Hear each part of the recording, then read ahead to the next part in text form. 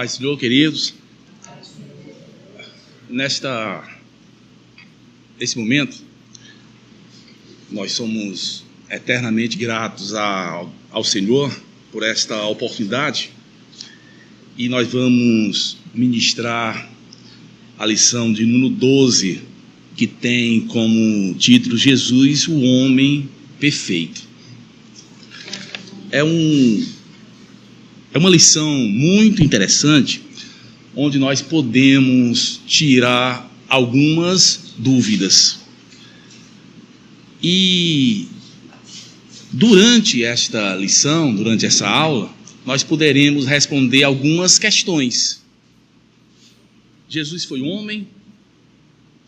Jesus era realmente Deus? Ele estava no céu antes de descer para a terra? Ele usou todos os seus atributos? Ele foi melhor ou pior que Adão? Ele foi 100% perfeito, santo e justo? Jesus, ele morreu como homem ou como Deus? E quem é Jesus Cristo? Mediante estas questões, nós iremos, durante a aula de hoje, tratar exatamente sobre este assunto que fala, o assunto principal, Jesus, o homem perfeito. Nosso principal objetivo nesta lição, nesta aula, é fortalecer a fé no que a Bíblia diz acerca de Jesus Cristo e enfatizar o que ele realmente representa na nossa vida. Portanto, não nos limitaremos aos aspectos dogmáticos do tema. O primeiro ponto da nossa lição fala sobre Jesus, verdadeiro Deus. Jesus, verdadeiro Deus. Professamos que o Senhor Jesus era e é perfeitamente humano e perfeitamente divino. Ele não era meio homem nem meio Deus, mas totalmente homem e totalmente Deus. Ou seja, Jesus, ele nunca deixou de ser Deus. Nunca deixou de ser Deus. E o primeiro ponto da nossa revista fala sobre sua eternidade com o Pai. A grande pergunta é: o que é eternidade? Eternidade é um termo muito complexo, difícil de entender e de explicar, tá? Mas é interessante a gente abordar que nós não somos eternos. Nenhum homem é eterno. Por quê? Porque todo ser humano tem o seu início, tá? Tem um início. O único ser que é eterno é Deus, o próprio Deus. É por isso que os judeus gostam de chamar o eterno. O eterno. Por quê? Porque ele é eterno. E é interessante também, queridos, que Jesus, ele viveu com Deus na eternidade. Se a gente for ler Evangelho segundo João, capítulo 17 e versículo 5, Evangelho segundo João, capítulo 17, versículo 5, diz o texto bíblico: E agora, Pai, glorifica-me em tua presença com a glória que tinha contigo antes que o mundo existisse. Eu acho muito interessante esse versículo, porque Jesus, nessa passagem, ele estava relembrando a sua vida na eternidade. É interessante, queridos, que os 33 anos e meio que Jesus viveu no seu ministério terreno, Jesus sempre relembrava da vida que ele tinha no céu. E nessa passagem, nós podemos entender uma coisa, que a saudade bateu em Jesus. A saudade bateu em Jesus. E quando eu digo isso, a saudade bateu em Jesus, é porque Jesus, ele era 100% homem, tá? Ele tinha os sentimentos como nós temos, tá? Só tem uma situação entre nós e Jesus. E é interessante que ele tinha saudade. Esse versículo fala exatamente sobre isso, que Jesus, ele tinha saudade quando estava aqui na terra. E essa saudade bateu em Jesus. Evangelho segundo João, no capítulo 1, diz exatamente isso. No princípio era o Verbo, e o Verbo estava com Deus, e o Verbo era Deus. Ou seja, o Verbo, que é a palavra, o Verbo, que aqui é Jesus, era o próprio Deus. Isso é um fato. Isso é interessante. Tá certo? Então, outra passagem, no próprio Evangelho segundo João, fala sobre que Jesus tinha, João capítulo 14, versículo 2, na casa de meu pai há muitas moradas. Ou seja, ele relembra isso. Na casa de meu pai há muitas moradas. Então, o primeiro ponto da nossa revista fala exatamente sua eternidade com o Pai. Tá? O segundo ponto fala seus atributos, grandezas e perfeições. Segundo ponto. Aqui, queridos, é interessante a gente definir o que é atributo. Tá? O que é atributo? Atributo é aquilo que é seu. Ou seja, aquilo que marca o ser humano. É aquilo que eu tenho e que você tem. Isso é um atributo. E Jesus, ele tinha muitos atributos. E esses atributos, segundo a luz da palavra de Deus, existem os atributos exclusivos, existem os atributos morais. Os atributos exclusivos são aqueles atributos que somente Deus, Jesus Cristo e o Espírito Santo possuem. Exemplo, a imutável. Pronto. Esse aí é um atributo que só Jesus tinha, tá? Onipresente, onisciente, onipotência, somente. Ou seja, são os atributos exclusivos, são os atributos incomunicáveis, tá?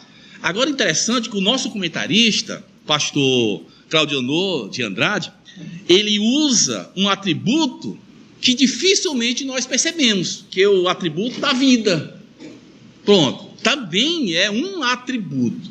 Só que, se a gente for analisar dos 5 atributos que o nosso comentarista ele descreve, o único que é um atributo comunicável é exatamente a vida.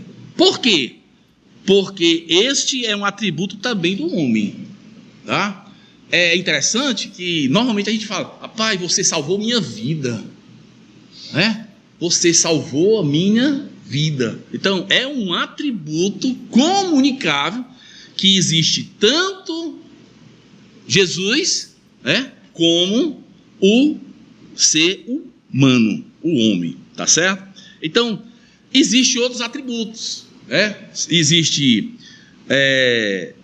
atributo exclusivo, que Deus é transcendente, tá? Ele é diferente e independente da sua criação. Outro atributo, que Deus é eterno, nunca houve e nem haverá um tempo, nem no passado e nem no futuro, tá? E existem outros atributos. Pronto, a salvação. E existem outros atributos comunicáveis, morais, atributos morais, que Deus é amor. Como Deus é amor, o homem, quando eu digo o homem, nascido de Deus, ele precisa ter também esse amor,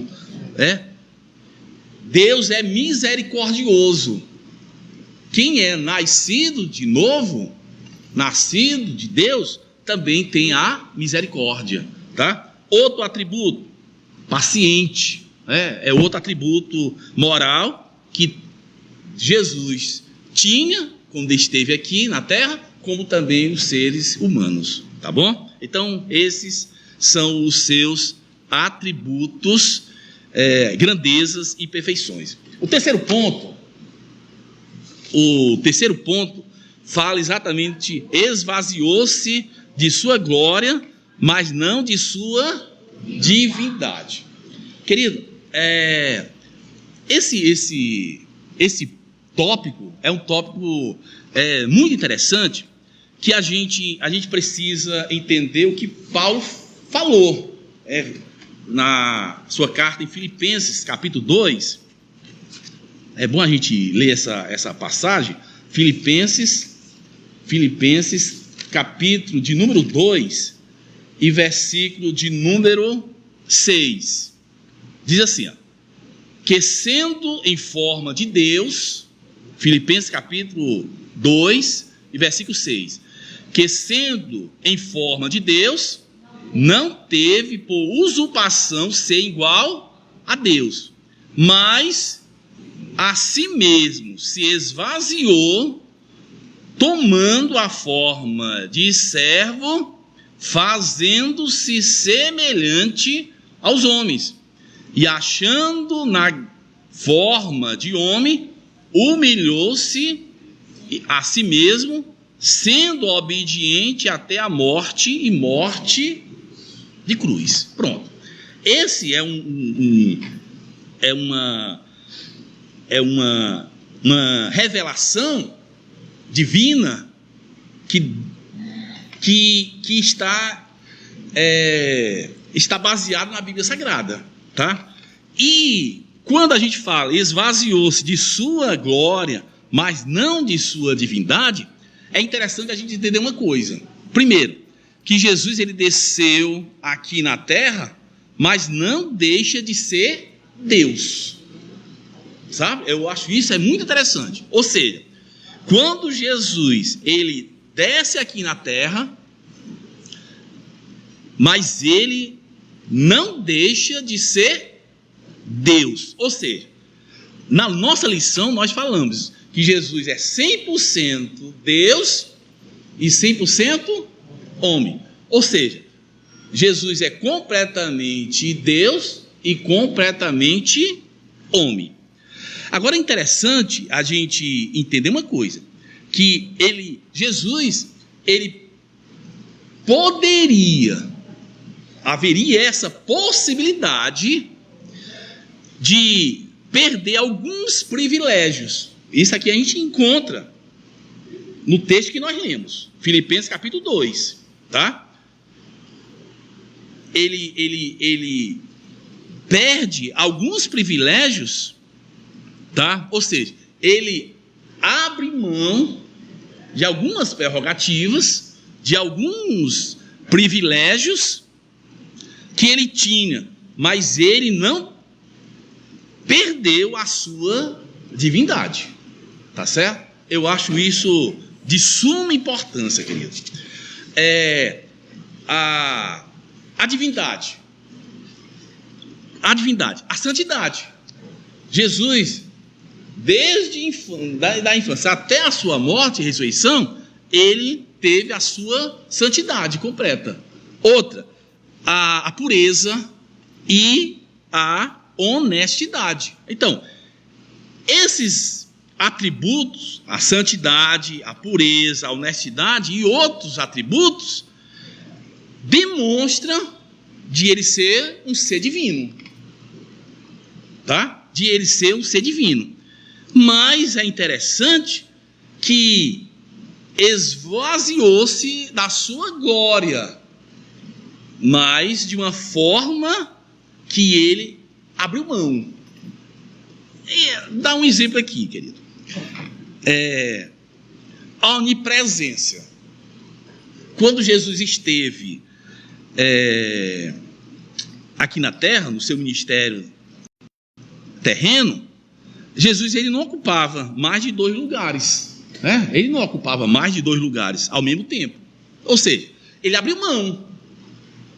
Ele abriu mão exatamente desse atributo específico. Tá? Ele era limitado nesse sentido. A onisciência, da mesma forma. Ele não perdeu a onisciência, mas ele não exerceu. Ele não exercia. Tá? Haja vista que há um versículo que Jesus ele... Sim, a volta de Cristo, né? Os discípulos perguntam, né? Os discípulos perguntam, entendeu? E nos mostra o dia que tu virás e tal. Aí Jesus, somente o Pai sabe, tá? Então ele abriu mão desses atributos. E outra prerrogativa de ser mandado. É interessante. Se a gente lê Hebreus, querido, carta aos Hebreus, capítulo 5, 5 e versículo de número 8, diz assim, eu acho muito interessante esse versículo aqui, Hebreus, capítulo 5, versículo 8, diz assim: embora sendo filho, aprendeu a obediência por meio daquele que sofreu. Pronto. Ou seja, Jesus, antes de vir ao mundo, antes de descer para a terra, ele só fazia uma coisa: mandar. Quando ele está aqui na terra, entre os homens, aí existe uma diferença tremenda de mandar e ser obediente. Tá? Eu acho isso interessante. E essa revelação aqui, Hebreus capítulo 5, versículo 8, fala exatamente isso. Embora sendo filho, porque ele foi filho durante todo o seu ministério. Foi filho de Deus, filho do homem, tá? Aprendeu, Jesus aprendeu a obediência por meio daquele que sofreu, tá? Então, eu acho esse versículo que ele aprendeu a ser obediente para cumprir um propósito. Segundo ponto, querido, Jesus, verdadeiro homem, tá? Primeiro ponto fala exatamente sobre Jesus estava no seio do Pai. Aqui o nosso comentarista, ele repete, assim, de uma forma bem sutil, o primeiro ponto, sua eternidade com o Pai. Tá? Então, sua eternidade com o Pai e Jesus estava no seio do Pai é praticamente a mesma coisa, tá? É praticamente a mesma coisa. Então, Jesus estava conectado com o Pai. Esse termo conectado é um termo contemporâneo, né? Conexão, mas isso é verdade. Pronto, exatamente. E eu acho muito interessante esse termo, tá? Jesus estava conectado com o Pai, tá? Então, Jesus era o verbo de Deus, tudo foi feito por ele, conforme João, capítulo 1, versículo 3, tá? O verbo, no caso, é uma ação, né? Correr, brincar, abraçar, tá? Tudo isso é um verbo, ação. O ponto 2 fala profetizado no Antigo Testamento. Profetizado no Antigo Testamento. A vinda do Senhor Jesus é profetizada em todo o Antigo Testamento. Em Gênesis, ele é a semente da mulher, e em Malaquias o sol da justiça. Entre ambos os livros há outras profecias carregadas de significados tanto para Israel como para os gentios. Jesus é o tema das duas principais alianças da história sagrada: a de Abraão e a de Davi. Eu acho esse ponto aqui muito interessante, observando, é que nos 39 livros do Antigo Testamento, que são os 929 livros, todos, sem exceção, de Gênesis a Malaquias, tá? A Gênesis a Malaquias, apontavam, revelavam, mostravam para Cristo. E Gênesis capítulo 3, versículo 15, que fala a primeira profecia, diz exatamente: Jesus, a semente da mulher. Deuteronômio 18:15 é interessante: Jesus, o profeta. E se a gente for analisar, querido, nesse termo, nesses títulos, de cada livro da Bíblia Sagrada, relação a Cristo, todos eles falam ele como homem. Semente da mulher, homem. O profeta, homem. Tá? O servo sofredor, homem, de Isaías. Tá? Então, todos esses livros do Antigo Testamento, todos apontavam, revelavam e mostravam para Cristo. Tá? Jesus como o homem, não como Deus. É interessante. Sempre Jesus como homem. Isso é o segredo, tá? Terceiro ponto, sobre profetizando. Terceiro ponto, encarnado no Novo Testamento. Querido, em Gálatas capítulo 4, versículo 4, Gálatas capítulo 4, versículo 4, nós descobrimos que Jesus veio exatamente no momento exato da história. Interessante. Jesus, ele poderia ter vindo nesse período que nós estamos vivendo, internet, pastor, na mídia, nas redes sociais, se Jesus viesse nesse período, rapaz, ele utilizaria essas ferramentas e utilizaria com propósito. Mas interessante, Jesus não veio nesta era. Jesus veio exatamente na plenitude dos tempos, conforme Gálatas capítulo 4, versículo 4. E o que a gente aprende com isso, querido? O que a gente aprende com isso? Que a gente aprende que Jesus nasceu no momento exato, Jesus nasceu no tempo correto, e que nós devemos aproveitar o tempo que Deus nos deu. Paulo, em Gálatas capítulo 4, versículo 4, diz o seguinte: mas, vindo a plenitude dos tempos, Deus enviou seu Filho, nascido de mulher, nascido sobre a lei.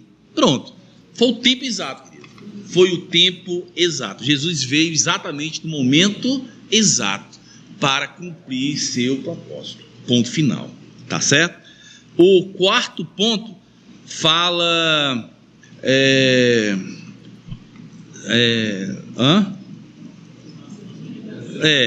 encarnado, Jesus nasceu da plenitude dos tempos, nós falamos. E o terceiro e último tópico, querido, Jesus, o homem perfeito. Primeiro, nós falamos Jesus, verdadeiro Deus. Segundo tópico, Jesus, verdadeiro homem. E, finalmente, Jesus, o homem perfeito. Tá? O homem perfeito. Primeiro, a humanidade de Jesus. A humanidade de Jesus. A humanidade de Jesus Cristo não era aparente, era tão real quanto a nossa. Em momento algum, ele usou a sua divindade para suprir suas carências humanas. Não transformou pedras em pães, nem fez brotar água da rocha para aliviar a sua fome e sede.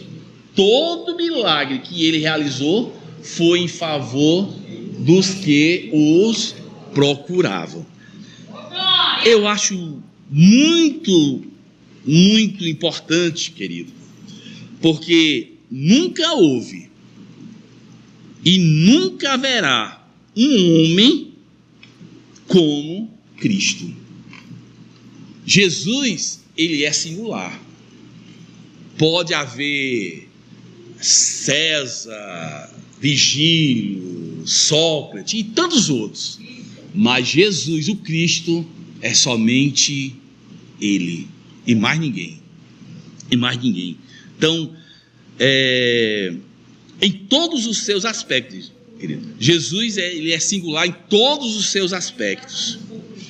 Jesus nunca usou os seus benefícios para benefícios próprios, mas para os outros.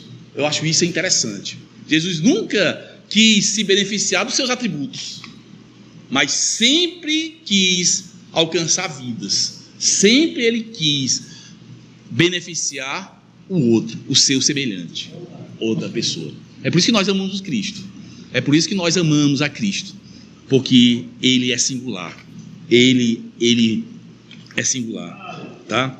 Jesus, ele passou por todas as etapas da vida. Jesus nasce de forma sobrenatural, mas cresce de forma natural. Isso é o segredo, tá? Todos nós, todos os seres humanos, nascem e crescem de forma natural, mas Jesus não. Jesus, ele nasce de forma sobrenatural e cresce de forma natural. Isso é interessante. E o que nós aprendemos com isso, queridos? O que nós aprendemos com isso? É que não devemos queimar as etapas da nossa existência. Nunca devemos queimar as etapas da existência. Amém? Segundo ponto. Jesus, o último Adão. O primeiro Adão fracassou no Éden. O último Adão triunfou no deserto e no Calvário. Embora divino, Jesus não era menos humano que Adão na plenitude da sua humanidade. Venceu todas as tentações por nós, para que nele fôssemos vivificados. Quando olhamos para o Senhor Jesus Cristo, concluímos que a humanidade não foi um fracasso, porque apenas nele somos plenamente redimidos. Querido, qual a diferença entre o primeiro Adão e o segundo Adão? Pronto, foi exatamente isso. Por quê? Porque o primeiro Adão, ele pecou. O primeiro Adão, ele errou. O primeiro Adão, ele fracassou. O primeiro Adão morreu como um pecador. O segundo Adão nunca pecou.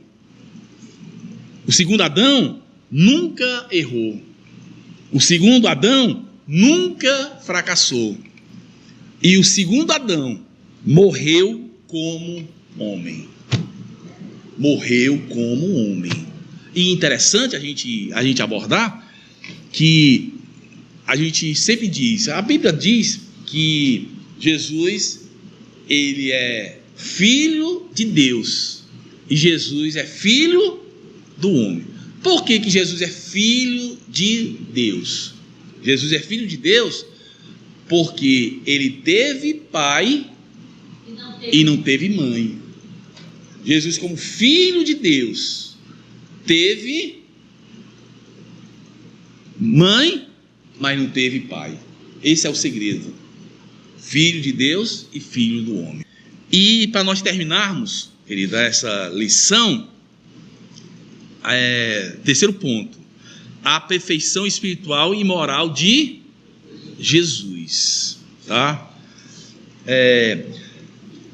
É interessante a gente saber de uma coisa, querido, a diferença entre ser tentado e pecar, tá? Ser tentado, Jesus sempre foi tentado. Durante todo o ministério terreno de Jesus, Jesus sempre foi tentado. Foi tentado pelo inimigo, por Satanás, e foi tentado pelos homens, né? Pelos homens. Mas Jesus nunca pecou. Ô glória! Jesus nunca pecou.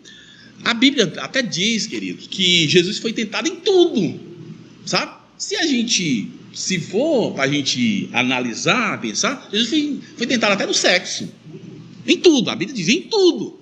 Mas, graças a Deus, Jesus nunca cedeu às tentações. Por quê? Porque ele era Deus e era homem. Então, querido, sobre esse ponto, a perfeição espiritual e moral de Jesus, ser tentado, tá? E ser tentado não é pecado, tá? É bom a gente entender isso. Ser tentado não é pecado, nós somos tentados. A questão é ceder à tentação. Então, a partir do momento que o homem ele cede toda e qualquer tentação, aí sim ele peca, tá? Diferente de Jesus, ele foi tentado, mas não pecou, e nunca pecou, tá? E a nossa conclusão, olhando firmemente para Jesus, o autor e consumador da nossa fé, chegaremos à estatura de um varão perfeito, homens e mulheres, moldados pelo Espírito Santo de Cristo. Ele é o nosso consumado exemplo em todas as coisas, e por ele ansiamos, quando do arrebatamento da igreja, estaremos para sempre com o nosso amado Salvador, Jesus Cristo, verdadeiro homem e verdadeiro Deus. Amém. Louvado seja o Cordeiro, tá? E finalizando, a prova da humanidade de Jesus. Jesus teve duas naturezas. E essas duas naturezas não eram conflitantes, mas harmoniosa, em harmonia, sabe? Em harmonia. Eu agradeço a Deus pela essa oportunidade e que nós possamos a cada dia sermos e estarmos firmes e constantes na obra do Senhor, tá? Agradecendo ao pastor Isaías Brasil pela oportunidade e a todos os irmãos. Amém.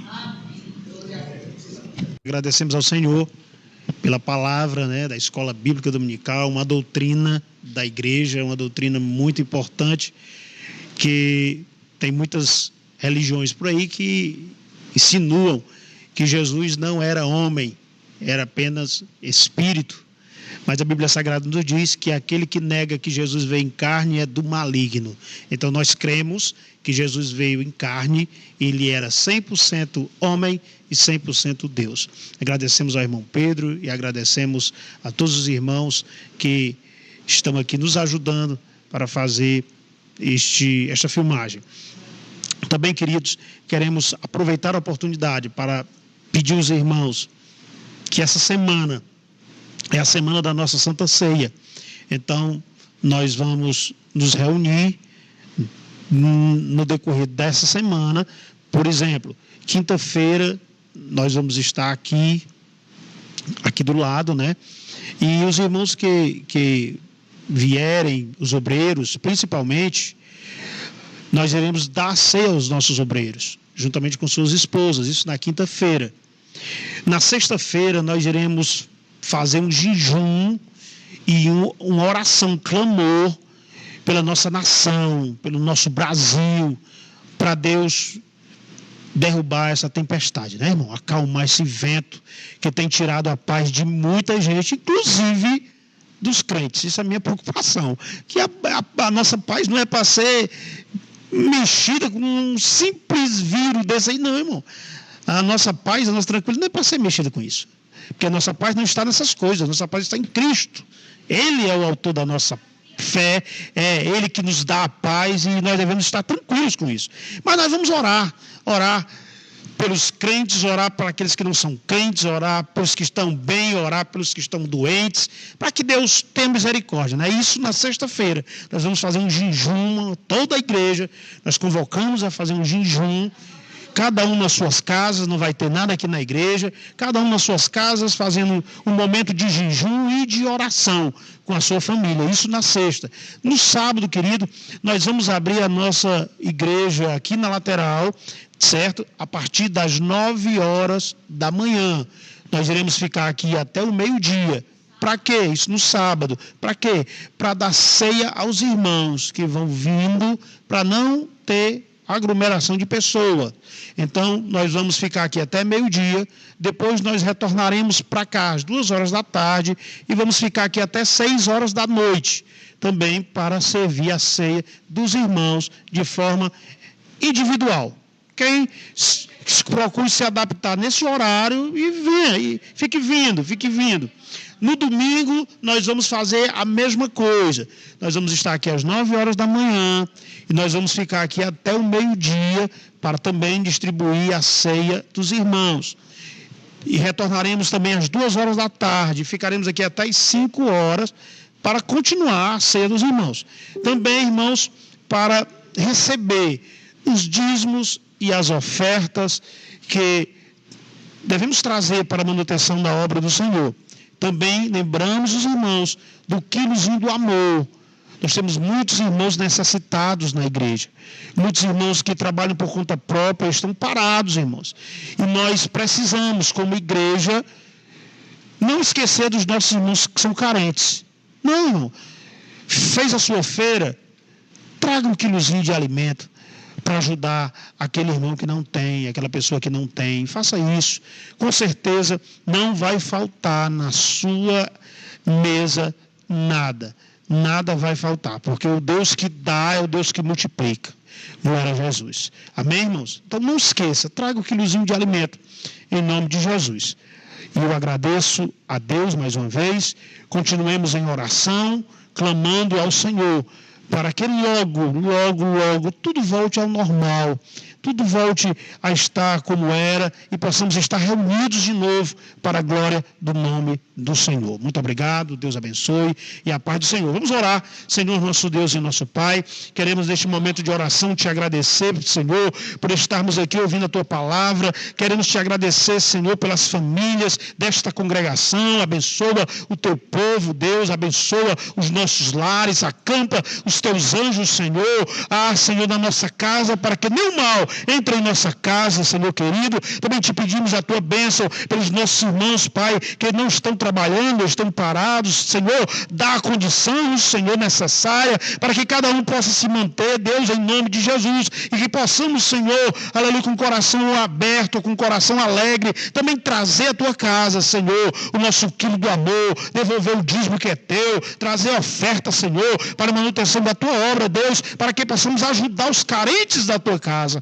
Deus querido, Senhor amado, cuida do Teu povo. Deus querido, passa, Senhor, aleluia, a Tua mão sobre este vendaval e acalma, Deus, a tempestade, acalma o mar, Jesus. Pai querido, repreende, Senhor, toda a força do inimigo. Nós conhecemos, Deus, aleluia, que Satanás tem procurado, Deus, destruir a igreja, acabar, Senhor, com o Teu povo, mas a Tua palavra diz que as portas do inferno não prevalecem contra a Tua igreja, Senhor. A igreja não é do homem, a igreja é Tua, e nós cremos na Tua palavra. Deus querido e amado, continua conosco, Deus, continua conosco, é o que te pedimos, Senhor, e por fé te agradecemos, no maravilhoso nome de Jesus. Amém e amém.